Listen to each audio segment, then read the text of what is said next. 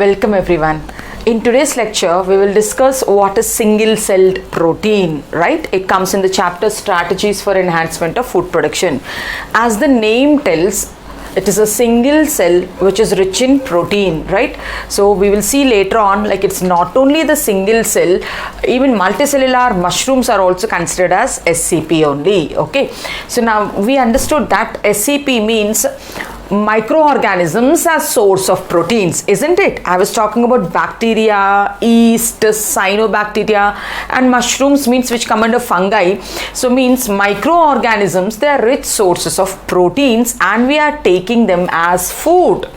We are taking them as food. So that is the topic, single-celled protein. So NCERT, the author tells that 25%, more than 25% of the people in the world are suffering with hunger and malnutrition. So out of 100% of population, more than 25% of people are suffering with hunger and malnutrition, right? They have given hunger and malnutrition means proper food is not there, nutritious food is not there. And in the previous lecture we discussed malnutrition leads to reduced mental ability, reduced lifespan, right? It makes them susceptible to diseases, it makes them prone to diseases and all. So means it becomes a clear statement that the conventional breeding practices are not meeting the demands, are not providing the sufficient food for the increasing human population, for the increasing animal population. That is the next sentence what the author has said in NCERT. Like that means the conventional agricultural practices for the production of cereals, rice, wheat and all come under cereals. Pulses, all the grams and all will come under pulses. Vegetables and fruits. Now the agricultural practices what we have introduced for producing the cereals, pulses, vegetables and proteins are not able to meet the demands. They are not sufficient to the increasing human population and animal population. So when that is a situation, then the scientists started thinking how to coincide, means how to cope up with the situation. Then they shifted the diet from grain to meat. So then they shifted diet from grain to meat, means they converted some people into vegetarians and some people into non-vegetarians, thinking that vegetarians will eat only vegetables, then the cereals, wheat and protein and all these things will be sufficient, and some people will be taking most of the time non-vegetarian food, means then that much demand will not be there for agricultural thing. So they shifted to grain to meat. From vegetarians they converted some people into non-vegetarians. So after doing this, the problem became even worse. Why? Cattle, which if it has to produce 1 kg of meat, then it eats 10 kgs of grain. If it has to produce 1 kg of meat, it takes 10 kgs of grain. If that 10 kgs of grain is there with us, that 10 kgs of grain can feed so many people, right?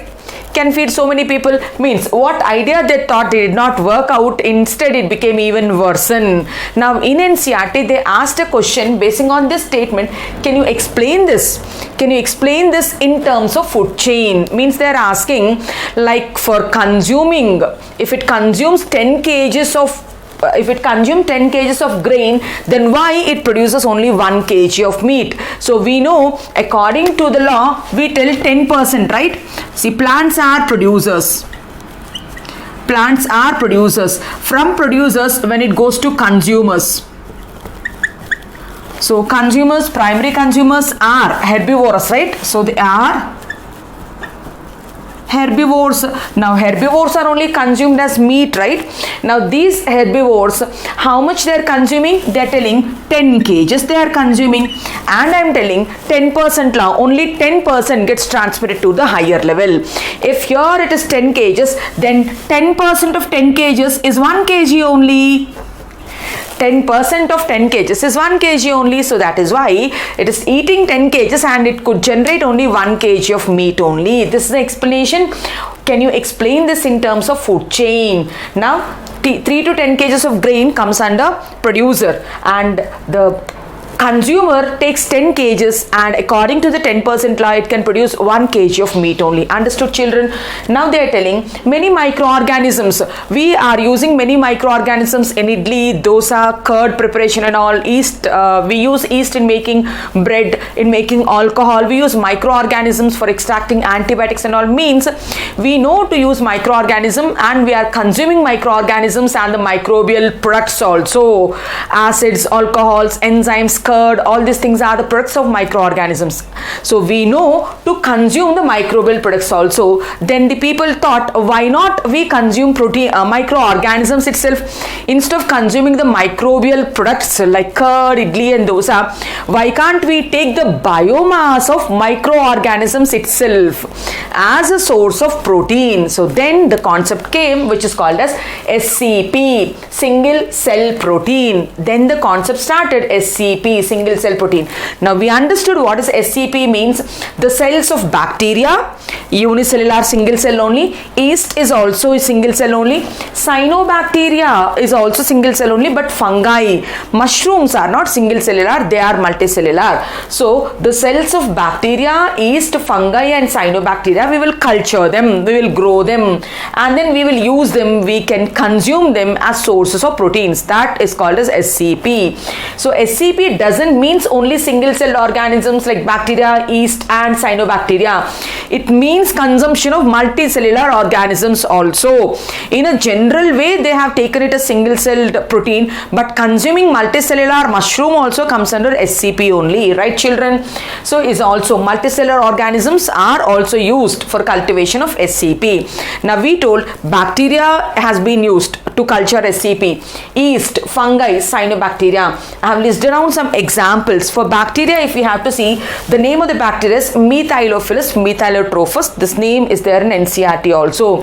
Which bacteria is widely used for cultivation of SCP means Methylophilus methylotrophus. I told you whenever I'm pronouncing the examples of some bacteria, so along with me if you try to pronounce, it will become familiar for you, then you'll not feel it difficult, right? That's a human tendency. So when you pronounce it, then it becomes more familiar to you. Okay, so bacteria like Methylophilus methylotrophus is used in making SCP.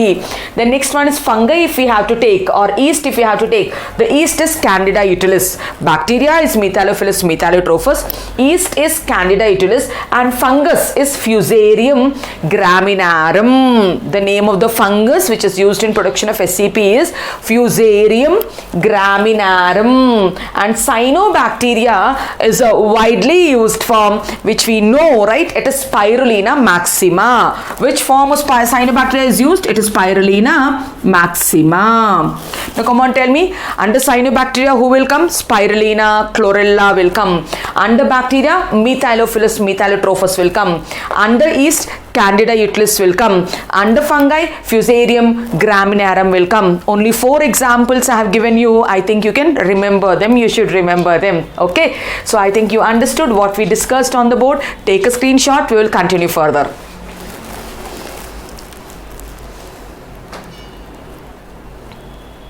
Right, children.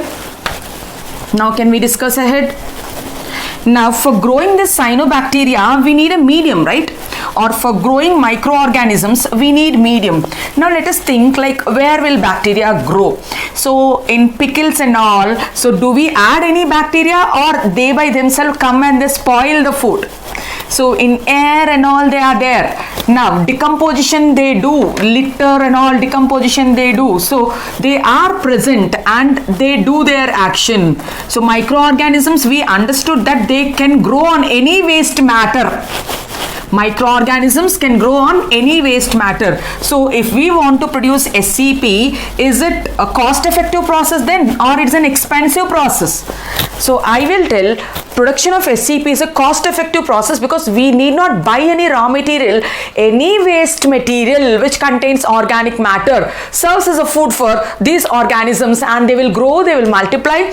At the end of the process, we extract the Spirulina, Fusarium, Methylophilus, we dry them and we consume them as source of protein. That's it, right? So that means growing them is very easy.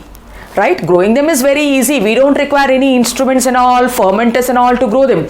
Growing them is very easy. No raw material is required. Anything waste we can use it, and from there we can generate this thing.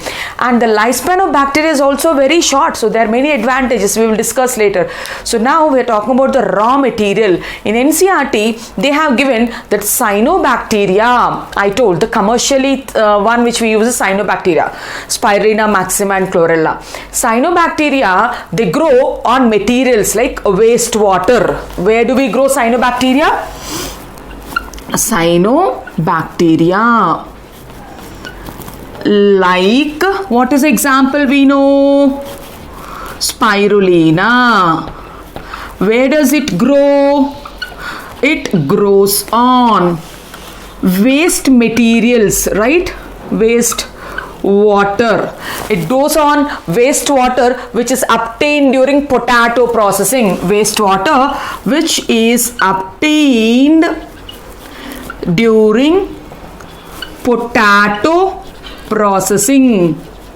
See, anyway this is waste only. We are going to dump it down. Now in this, if we start SCP, we will get protein also, right? So it goes on wastewater while we are processing the potato. After removing the paddy, the dry grass is called as paddy straw. So on straw we can cultivate mushrooms, we can cultivate cyanobacteria. And when we are preparing sugar, the waste medium is called molasses. Molasses is a raw material, straw is a raw material, and when we are cutting the wood, we have that sawdust, that is a raw material. Animal manure, even the sewage is also raw material for cultivating cyanobacteria. So we can tell it also grows on the paddy straw. The dried grass is called as straw. It grows on animal manure. It grows on molasses, and it grows even on excreta.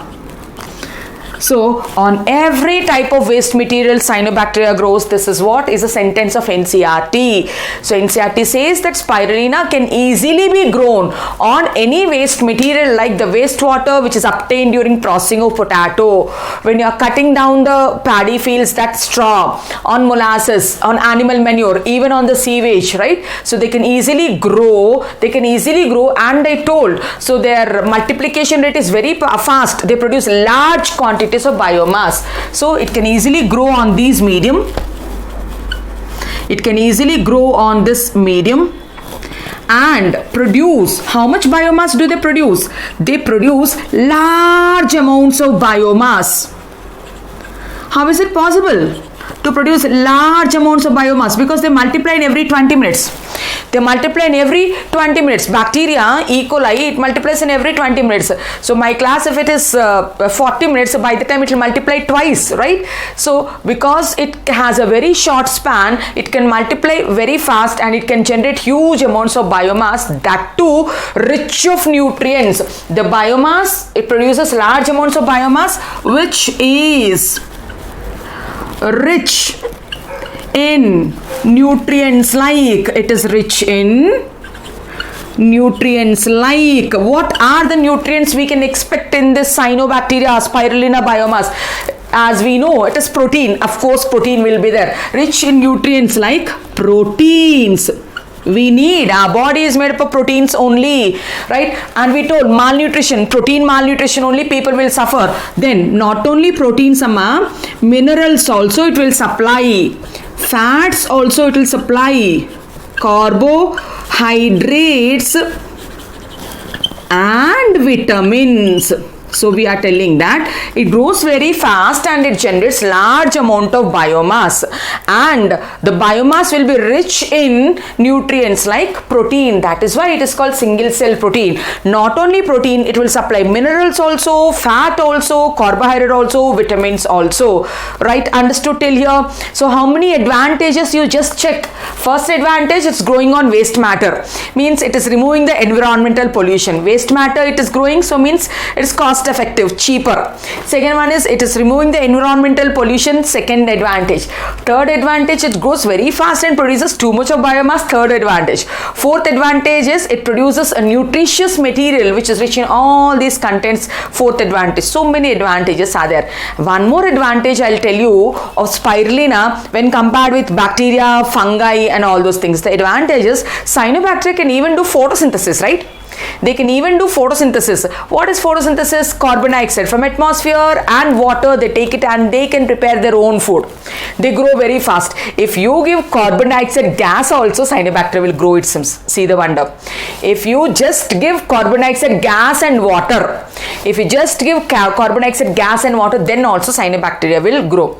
Now I'll tell you, when we are making cheese, so we take out all the solid part and the liquid which is left out in the milk processing, in the cheese processing, that liquid, that white colored liquid is called a whey. It is called Milky Way. This Milky Way, it contains carbon dioxide, and this Milky Way which is containing carbon dioxide, without proper treatment, if you dispose it into water bodies, then it will damage the water bodies because it contains organic materials and all. It causes a problem, water pollution it causes. Now what we will do, we will take the Milky Way which is containing carbon dioxide and we'll drop some spirulina long filaments. We'll drop some spirulina filaments. Those spirulina filaments consume the carbon dioxide which is present in the Milky Way. They grow, and from that we dry the spirulina and we can use it as SCP. See, another advantage only spirulina has when compared to bacteria cannot do photosynthesis, fungi cannot do photosynthesis, yeast cannot do photosynthesis by consuming carbon dioxide, whereas cyanobacteria can do photosynthesis. Let me write down that point also. Cyanobacteria can do photosynthesis. It can do photosynthesis when we supply carbon dioxide plus water. If we just give carbon dioxide plus water, where is carbon dioxide present? In the way, Milky Way. It contains carbon dioxide also, it contains water also. If you just give this as a raw material, spirulina will go enormously, it will grow enormously and it will yield huge biomass. Right children, I think you understood this board. We were talking about what are the raw materials which are required for the growth of cyanobacteria and how fast it will grow, how much biomass it will generate, and that biomass is rich in which nutrients, and last speciality about spirulina also we discussed. Take a screenshot, we will continue. Right. Now, when we talk about the other organisms, single cell organisms like yeast, bacteria and fungi, where do they grow then? Cyanobacteria is growing on molasses, it is growing on paddy straw, it is growing on Milky Way, right? In the same manner, where will bacteria, fungi and yeast will grow? What is the raw material to grow them? They grow on industrial effluents which is rich in organic matter. We can write down like bacteria, yeasts and fungi. Where do they grow? They grow on industrial effluents. Industrial waste is called as industrial effluents. They grow on industrial effluents. They grow on the sawdust. When we are making any wooden items, all that comes out from the wood is called sawdust, paddy straw. On these raw materials they grow. They grow on industrial effluents, they grow on sawdust and they grow on paddy straw. And they will also generate enormous biomass. They can also generate large amount of biomass because they will also multiply very fast. The generation time of bacteria, I told you, the generation time of bacteria is 20 minutes. In every 20 minutes, one bacteria will double its population. Yeast generation time is 60 minutes, 90. Yeast generation time is 90 minutes. And fungi also will multiply fast only. We don't know the multiplication rate, right? But then fungi also multiplies fast when compared to plant cell multiplication and animal cell multiplication. Understood, children? So we have seen the raw materials, and now let us talk about the advantages of SCP. Let us see the advantages of SCP, single celled protein. Now come on, think and tell me what is the first advantage. What point can I write first? Now we take animal meat. So the animal meat, if we take, it is rich source of protein. We told our body is made up of protein, so animal body is also made up of protein.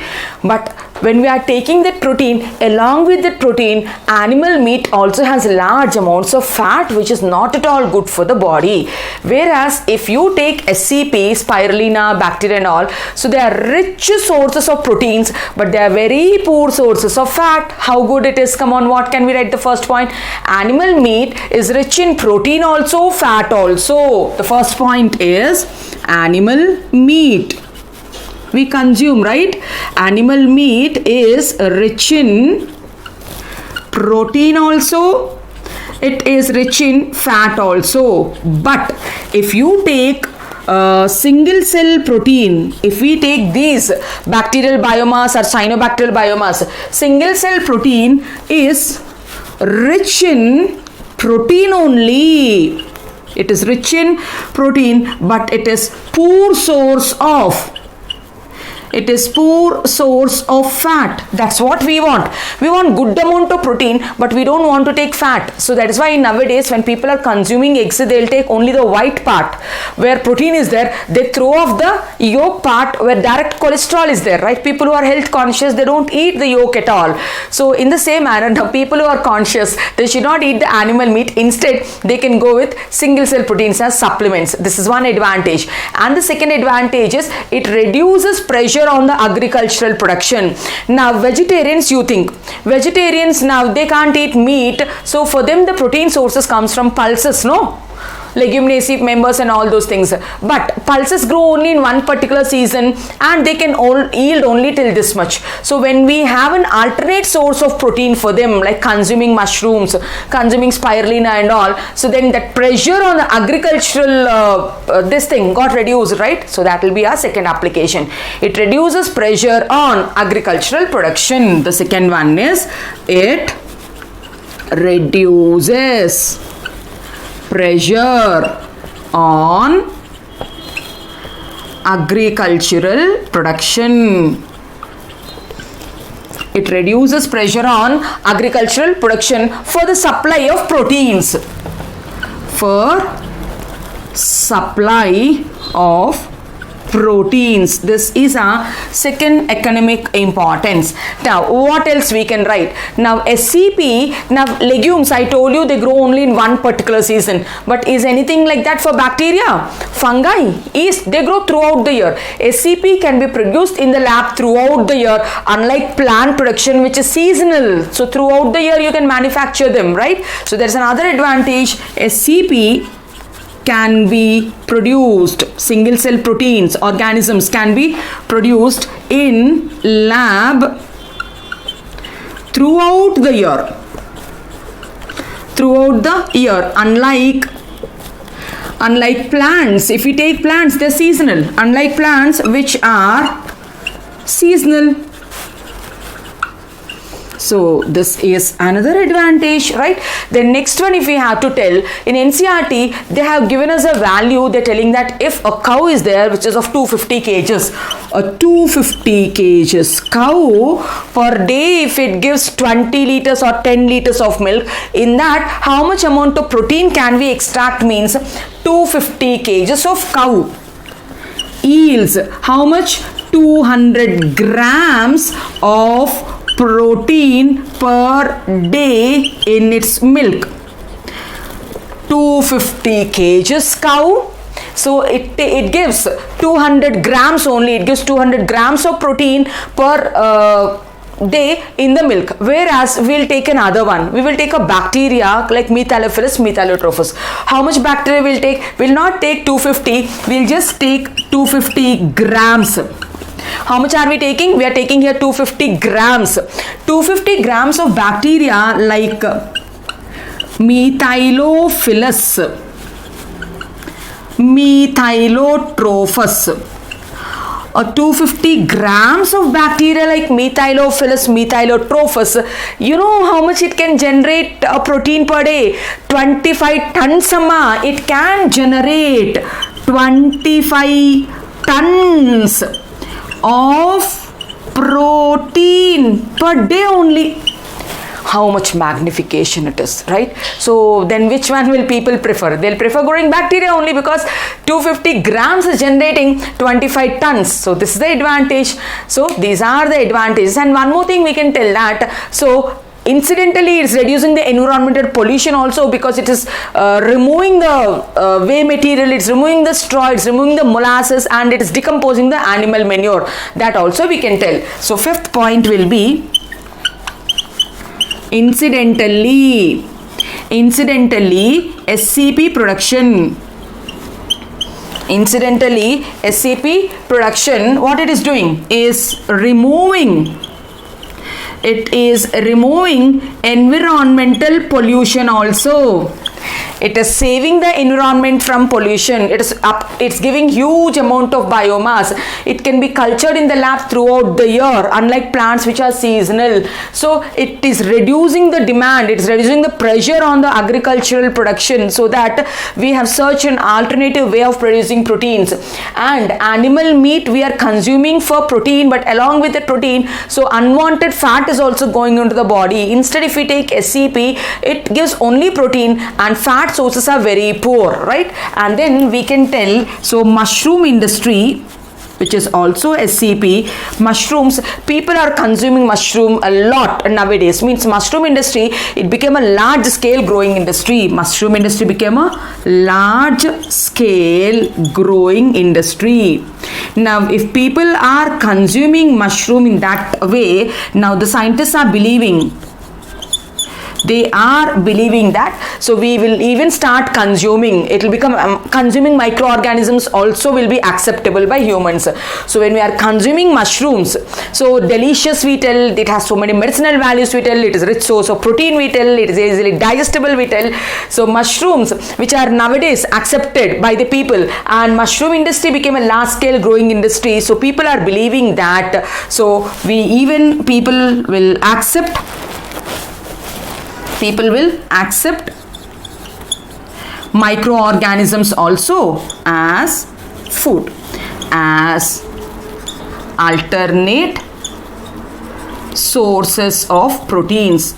People can also accept microorganisms as alternate sources of proteins. So these are the advantages of SCP, right children? So we discussed, so what is a necessity for taking SCP we discussed, and then how much percent of the population are facing hunger and malnutrition, more than 25%. Then when we switched from grain to meat diet, it has created even more problem, because 10 kgs of grain if the cattle is eating, then it produces 1 kg of meat only. Then we switched to consuming single cell protein, and then we noticed that single cell protein microorganisms and all, they grow on waste material, and their growth rate is enormous, and they are rich in nutrients. Then we started searching, and I gave you a list of bacteria, fungi, yeast, and cyanobacteria which I used as SCP. And then we discussed about the raw materials. The cyanobacteria grows on which material, what's the other advantage of cyanobacteria also we discussed. Then we've discussed about bacteria, yeast, and fungi grows on which raw materials, and then we discussed about the economic importance of SCP also. Hope you understood the lecture. If the content is informative, like, share, subscribe to my channel. Thank you.